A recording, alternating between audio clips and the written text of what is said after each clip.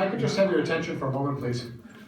We're just going to take a little pause in this afternoon's wake, and a friend of Dennis is a college buddy here is going to just express a few thoughts that he has. So we'd like to just make ourselves comfortable. If we could, we can have a seat. If you want to take some of the seats, please step right up and just make yourself at home.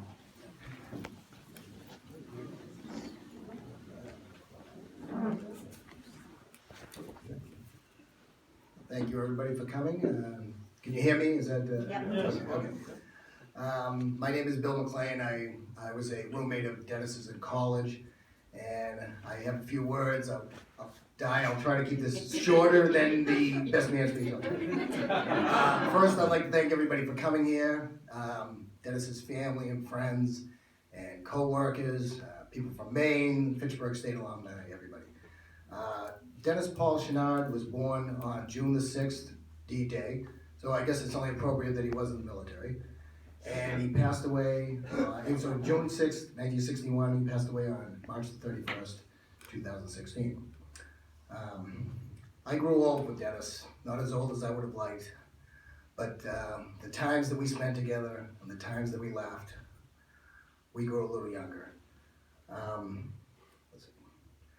Dennis, if you could hear me now and hear what I say, I tell him thank you for first being my friend, but he wasn't more than my friend. He was my protector, my mentor. He was my older brother. Dennis, I have like a million stories of Dennis. I'll just tell a couple today. But in 1988, I was in college with Dennis, and he came down to my house in Hull. So it was my brother, myself, and a couple of our college roommates. I don't remember much of the Friday night, but Saturday morning I do remember. I remember getting up Saturday morning, and it's about 9 in the morning, and I hear this noise. I'm like, what is that noise? I'm like, oh, Dennis has found a blender. You know, it's 9 in the morning. I'm like, so I walk into my kitchen, and that maniac had a bottle of 151 Bacardi, and he's making strawberry daiquiris at 9 in the morning. I'm like, oh God. And the people that know Dennis well, he'd have this smile on his face, like this mischievous smile, like, gentlemen, it's going to be a long day, be prepared. So later on that day, my brother, Derek, and him were going at it. I don't even know what they were fighting about, but it was, Dennis had spent the night on my couch. So I guess my brother walked by and tripped over his clothes or something. So so my brother just picked him up, threw him on the couch. Well, Dennis comes out, he grabs all the clothes, probably some of them weren't even his. He opens up my front door and throws them all on the front lawn. So I'm on the floor laughing, and I'm like, oh God, these two. So Dennis gets right in my brother's face. Now you have to get a visual picture of this. I'm 5'8". I'm not exactly tall, and I'm a little taller than Dennis. My brother was about 6'2" and about 300 pounds, a rather large individual. And he gets right in my brother's face like, Bundy, those clothes aren't bothering anybody now. And that was my brother's nickname. So I came up with a nickname for Dennis. Like when we were in college, I was thinking, what should Dennis's nickname be? And I was like, oh, Den Mother. He's our Den Mother.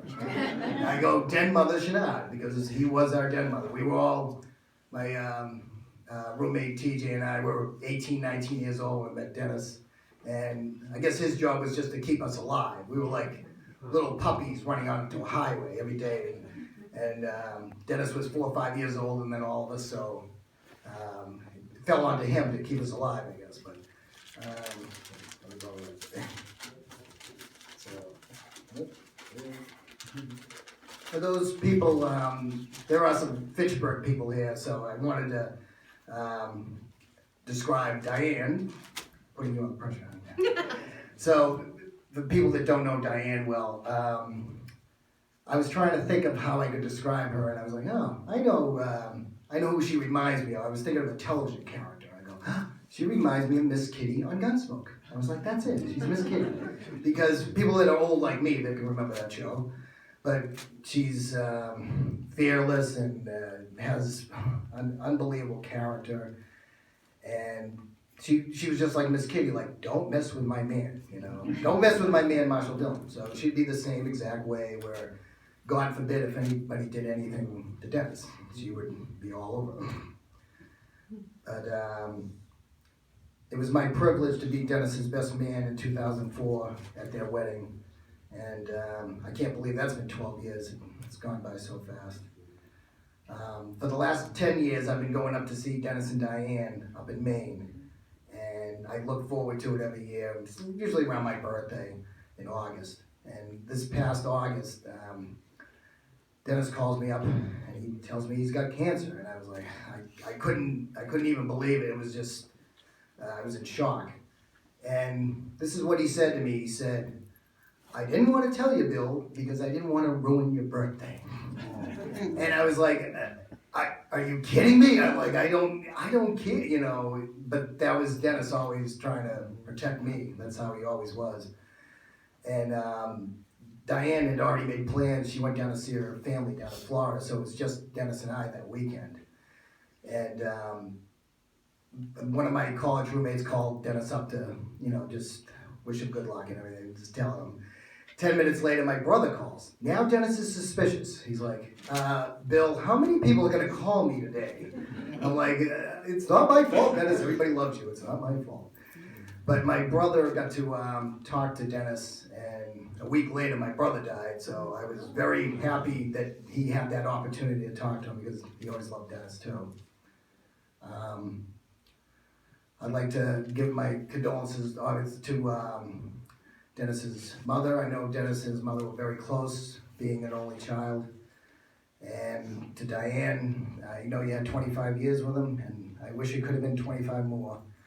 I wish it could have been 50 years, but a love like that never dies. And last week when I was in the hospital with Dennis, it was sad and it was horrible to see him like that, but it was also inspirational to see the love between Diane and Dennis. The tenderness, and I pointed out to Diane's niece, I said, "Look at that, honey, that's what true love is." Because true love is that person that's gonna hold your hand at the end. And that's what they had. And it was my privilege to be there. I wasn't there for my brother at the end, but I'm glad I was there for Dennis. And I would like to thank everybody here for coming. Thank you.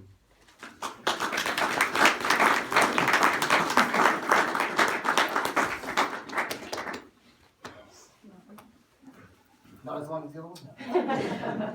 I know, right? You know I